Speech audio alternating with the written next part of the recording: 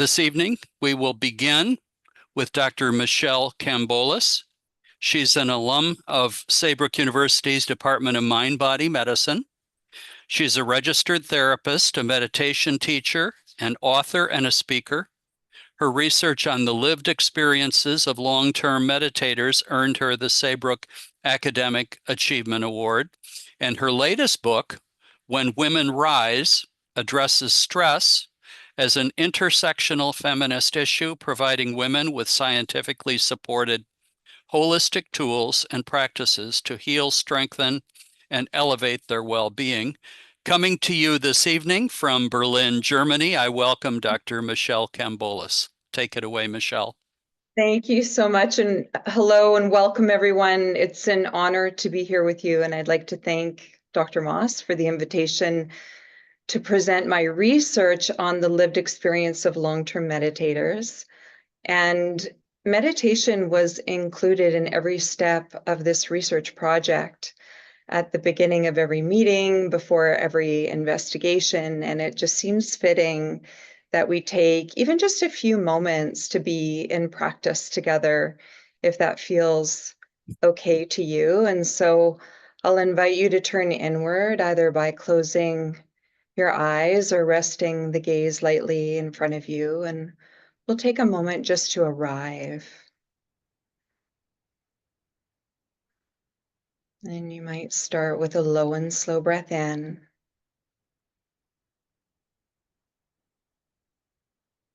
And a long exhale, letting go at the out-breath.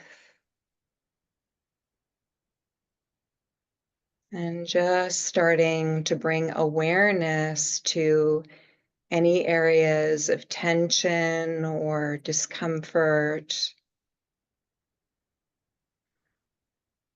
And just inviting in a sense of relaxation.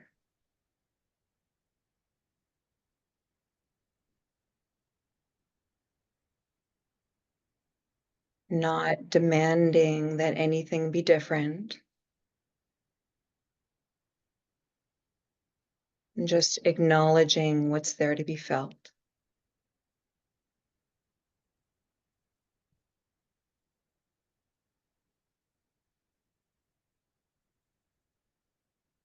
And just starting to soften some.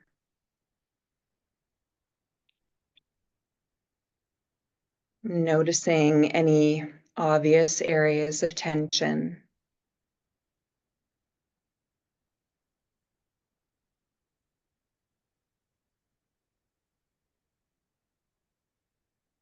And just allowing those areas to just begin to relax and let go to whatever degree you can.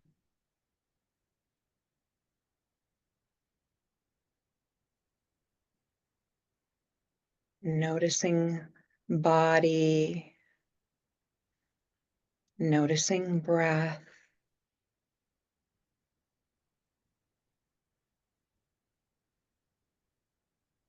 Air entering the body, air leaving the body.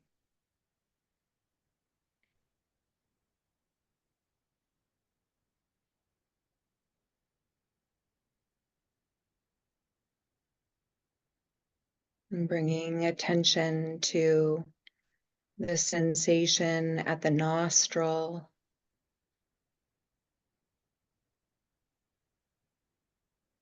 Or the expansion and retraction at the belly. Just wherever the breath is accessible.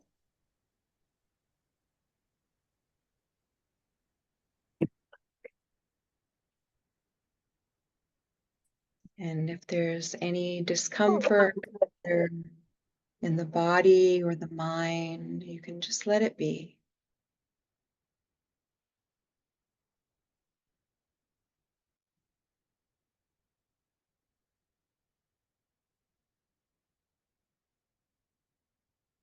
Just noticing, returning awareness to body and breath.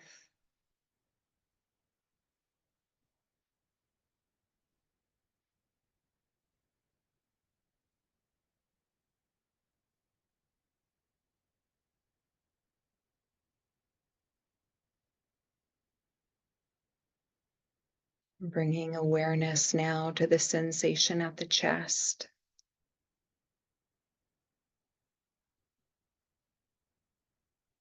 And letting yourself feel whatever warmth or care naturally arises here in the spaciousness of your own good heart.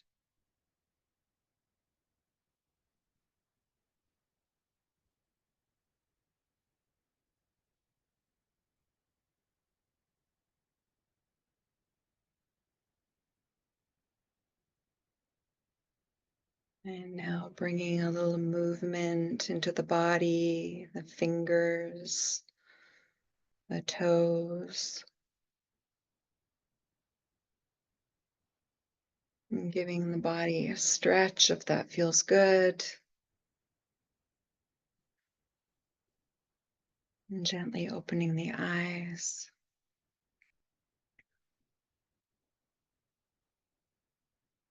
And we'll begin.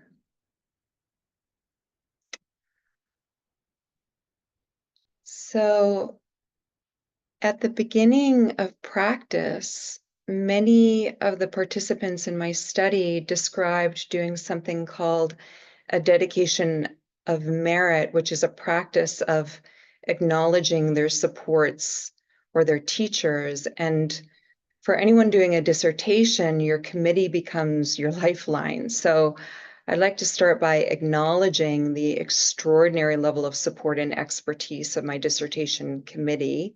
Mary Beth Haynes, who chaired the committee, Devorah Curtis, who was an invaluable guide, and Donna Rockwell, who has since passed. And I'm deeply grateful to have worked with her and learned so much from her wisdom and humanity. So it feels really important to honor her and acknowledge my committee. The title of my dissertation is The Experience of the Long Term Meditator and Interpretative Phenomenological Analysis. And for the purposes of this presentation, I'll be focusing largely on the methodology, data analysis, and conclusions. If you'd like to take a deeper look into the dissertation, you can access it at ProQuest. And I published a research review on the topic in Alternative, Complementary, and Integrative Medicine. And the title for that is Predictors of Meditation Success, a literature review. So that's from October of 2017. I'm always interested in what brings researchers to their topic of interest. And like many researchers, I chose my dissertation topic because of both personal and professional interest. I knew that the level of commitment to completing PhD level research is significant. And I wanted to choose something that felt meaningful and had the potential to add a greater understanding to the literature. And mainly, I wanted to understand the phenomenon of meditation and what it meant to those who practiced. And while there's a wealth of research on the benefits of meditation, little is known about the lived experience of long-term meditators, which in this study is defined as those who have practiced for over 10 years. The study used IPA, Interpretative Phenomenological Analysis, to explore participants' experiences and the deeper meaning that meditation holds for them. And the research aimed to expand our understanding of long-term meditation's impacts and the structures that support its daily practice. Through my interviews, there were 6 core themes that emerged, which I'll share. But first, I'd like to give a little history and just kind of walk you through my process. So over the past decade, meditation has moved into mainstream culture with an estimated 18 million Americans incorporating it into their lives. But despite its popularity, many studies on meditation focus um, on short-term benefits or completely overlook the daily experience of long-term practitioners. And my study really aimed to bridge this gap by focusing on long-term meditators' experiences and the aspects or the factors that help them to maintain a consistent practice over years, which for new meditators in particular is a very difficult thing. So it was really interesting to me to start to explore the experience of the long-term meditator, and also, some of the elements that may contribute to them being able to sustain that kind of dedicated practice. So the research was guided by three main questions. What is the lived experience of the long-term meditator? What personal meaning does meditation hold for them? And crucially, what variables enable them to maintain their daily practice for years? So by addressing these questions, the study really sought to provide insights into both positive impacts and the challenges of long-term meditation. So again, for this study, I used IPA, which is a qualitative method that explores how people make sense of significant life experiences. And 7 long-term meditators participated, each with at least 10 years of daily practice. Now, with IPA, a very small sample size is used, and this allows the researcher to really immerse themselves into the participants' experience. And this worked very well for my particular investigation. Data were gathered through semi-structured interviews, which I conducted online and recorded.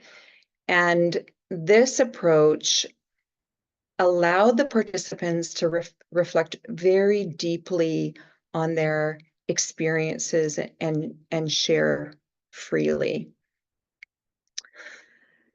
Now, choosing methodology can be a pretty big task in and of itself, but IPA seems like a very natural choice for my topic in that it's designed to explore the meaning behind significant life experiences.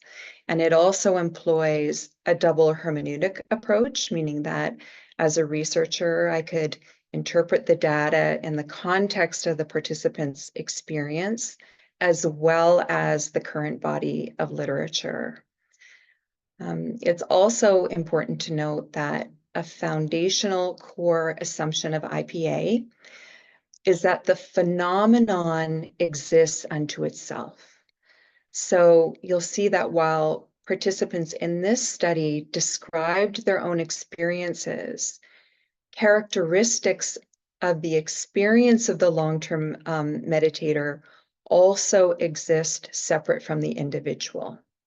So through the use of IPA, the phenomenon of meditation was communicated and investigated on its own terms.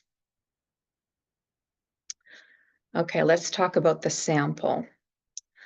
A purposive sampling method was used to select participants who fit very specific criteria. I reached out to meditation centers that offered sitting, closed eye practice. So it was the very specific type of practice. And administrators put up participation advertisements on their communication boards. And then I also used snowball sampling to recruit participants. So meditators at the centers contacted other meditators and passed on my invitation to learn about and possibly participate in my study.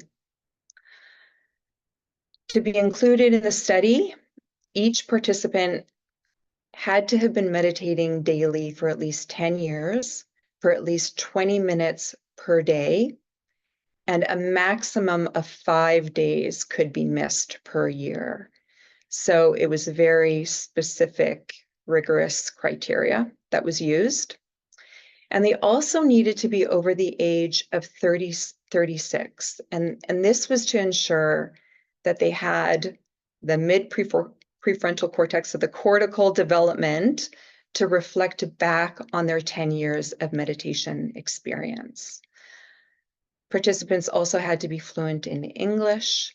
And so you can see that this was, based on that criteria, a very small, homogeneous sample to allow for an in-depth exploration of the participants' experiences, which is a key aspect of IPA methodology.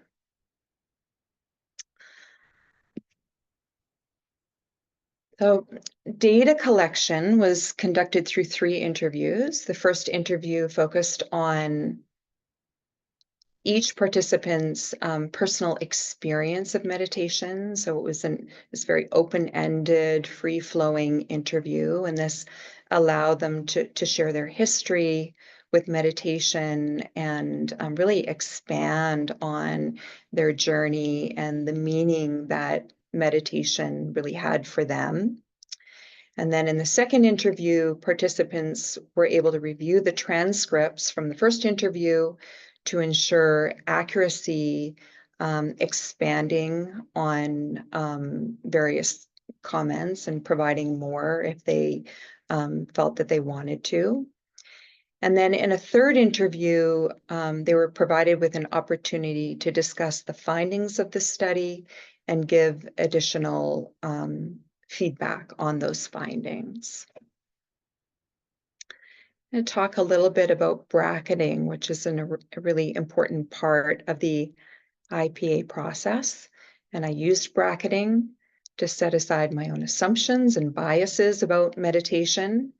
And I used regular mindfulness exercises, certain questions, and reflective journaling in order to do self-checks. Really, it was about maintaining present time awareness, reducing my own bias, and entering into each new research step in a way where I was really putting into practice kind of a self-questioning process in order to ensure that I was checking bias. So those bracketing processes allowed me to approach each participant's experience with a more open mind, which is so essential to capturing the essence of their stories.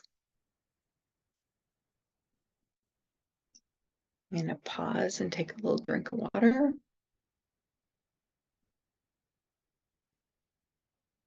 Okay.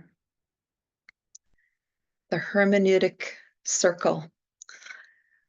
So this is really a process of moving back and forth between the parts and the whole of the data or the text. It's very intuitive and analytical, and it involves iteratively analyzing individual statements within the broader context of each interview. And through this, I was able to gain a deeper understanding of each participant's perspective and how meditation fits into their lives. And the best way that I can describe it is like taking a camera lens and focusing in as tight as you can, and then panning out over and over again, looking at the details and then panning out to expand through to the broader context.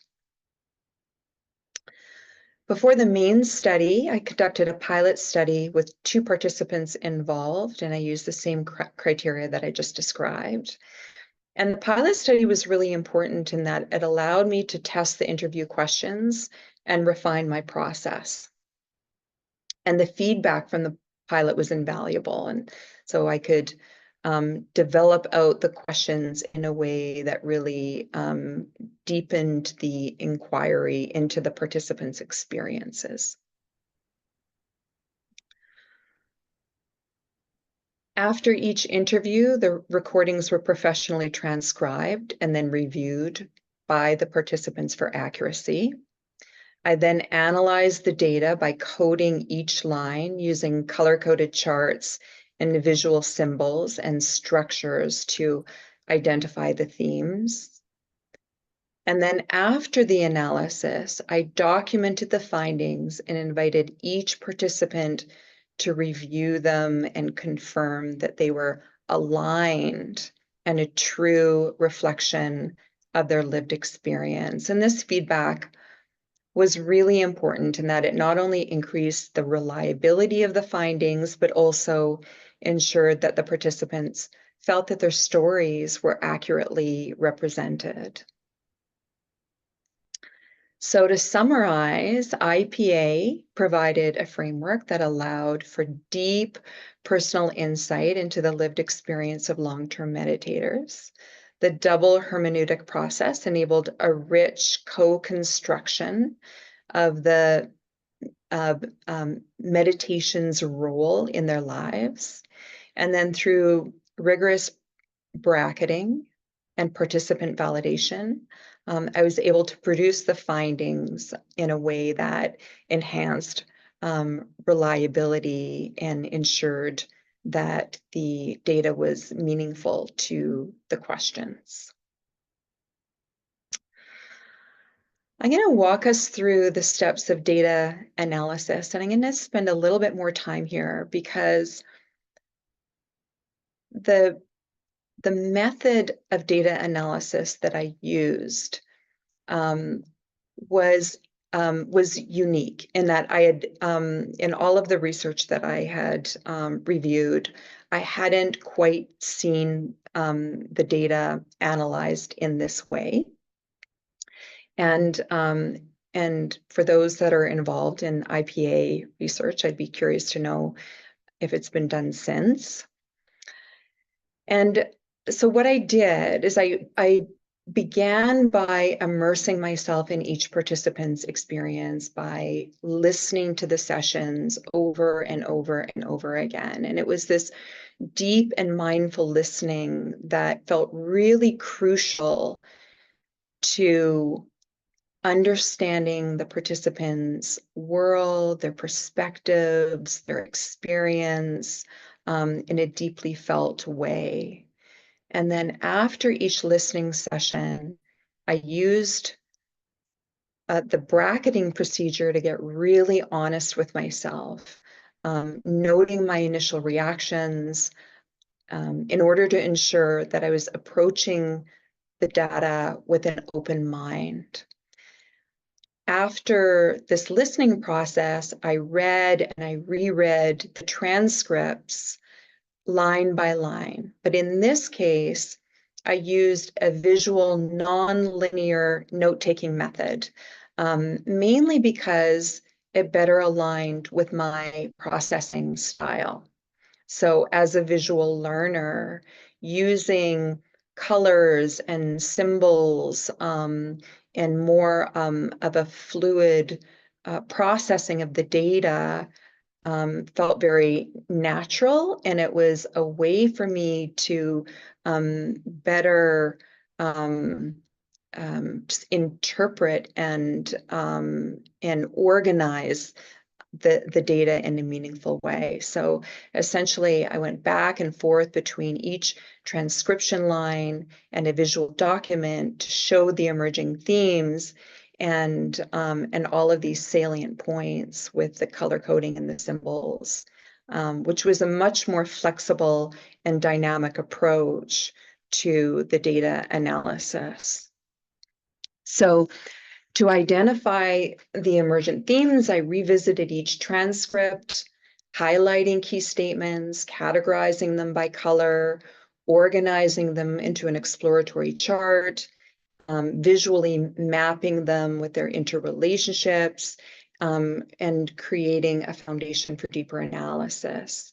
And this visual mind mapping approach really helped me to capture the depth and the complexity of each narrative. So if you could imagine, I had this giant roll of paper across my entire dining room. And for each participant, I documented the themes and the sub-themes, the lists and symbols and color coding. And then when it came to the comparative analysis, across all participants, I did the very same thing all over again. So I had a lot of very, very large, supersized rolls of paper. And I quite literally lived with and immersed myself in the data for weeks, meditating and checking my assumptions before each round.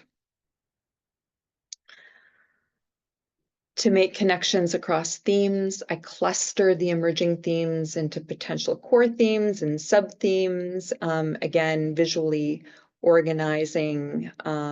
So you can see that there's a lot to this.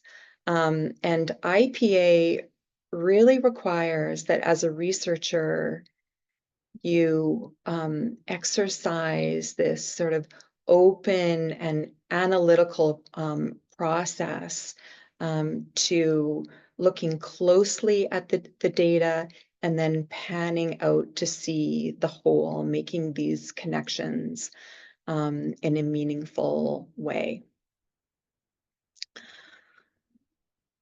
I'm aware of the time, and I think you're getting a sense of how I analyze the data case by case. And then, of course, with IPA, then you do the same thing, incorporating all of the participants' data. Let's move into the summary of the data.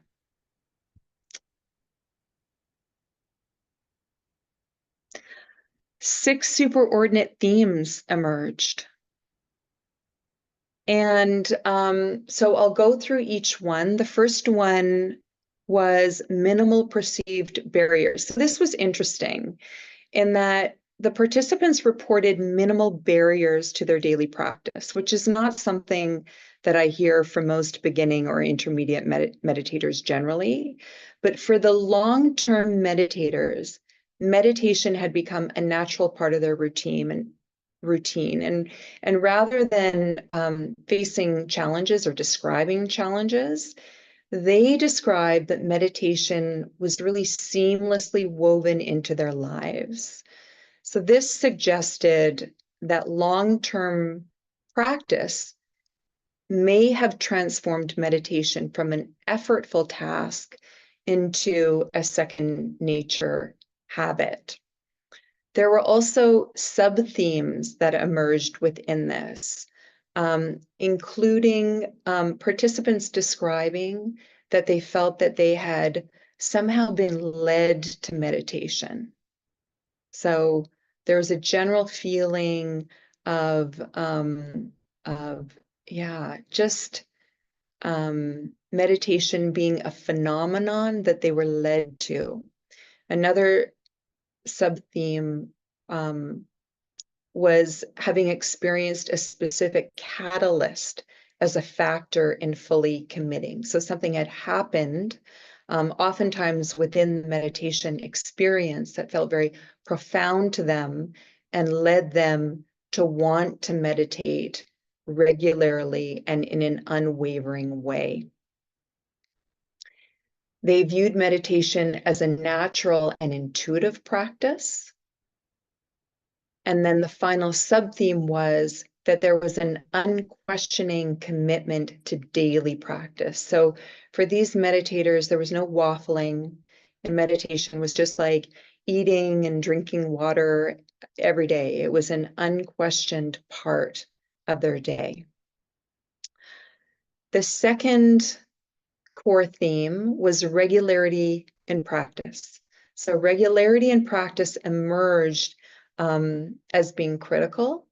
Long-term meditators emphasize the importance of consistency, structured routine, ritual, daily meditation, which really highlighted that for these participants, meditation is reinforced through regularity of some kind of structure. The sub-themes here were meditating at a consistent time of the day and consistency in the specific techniques that they used. So they didn't vary off of that very often. If they meditated in the morning, they always meditated in the morning. If they used mantra and a reading, that's something that they did every day. So they weren't moving things around much. The third theme was inclusion of close others. So most participants involved family members or community members, and they found that this strengthened their commitment to meditation. That for them, meditation wasn't an isolated practice. It was something that was meant to be shared with close others, and they actively created a support network that helped them stay motivated and engaged. The sub-themes here were having been introduced to meditation through people that were important to them in their lives, whether that be a friend or a partner. Another sub-theme was the tendency to include close others. So there was a really strong desire to share meditation with those who were dear to them in their lives. The fourth theme, the importance of ongoing training. They were committed to ongoing learning and development, attending meditation retreats, or receiving guidance from teachers. And sometimes this just took the form of ongoing reading and listening to podcasts and that kind of thing, but it was a priority for them. And they described that it helped them to deepen their practice and renew their commitment. So the sub-themes here were the teacher's role as an important support system. They found that immersive retreats and conferences were important. And interestingly, while teachers were important and being guided was a priority, retaining personal authority was critical to all of them. So they felt that as they explored ideas and other people's guidance, their personal authority was really number one as they deepened in their practice. Theme 5, personal growth. Participants reported significant personal growth as a result of long-term practice.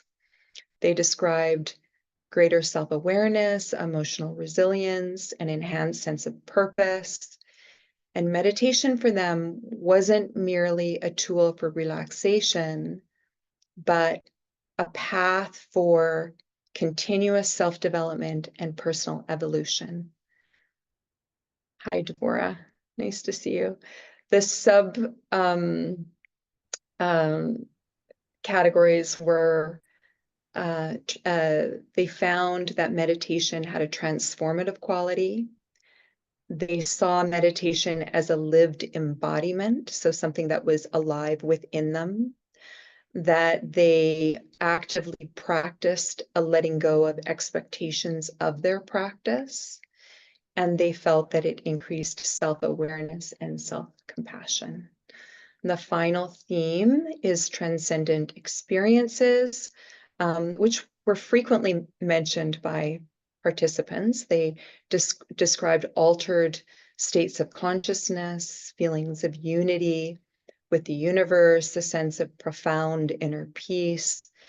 And these transcendent moments often gave a sense of deep spiritual meaning to their practice, which seemed to reinforce their commitment and provided a motivation to continue. So the sub-themes here were a heightened sense of something beyond self, a sense of oneness, and a loss of feeling of identification or connection with the body as being quite so solid. So what does this all mean? The findings from the study offer some valuable insights into what sustains long-term meditation practice. And by understanding the experiences and motivations of long-term meditators, we can better support those who want to integrate meditation into their lives.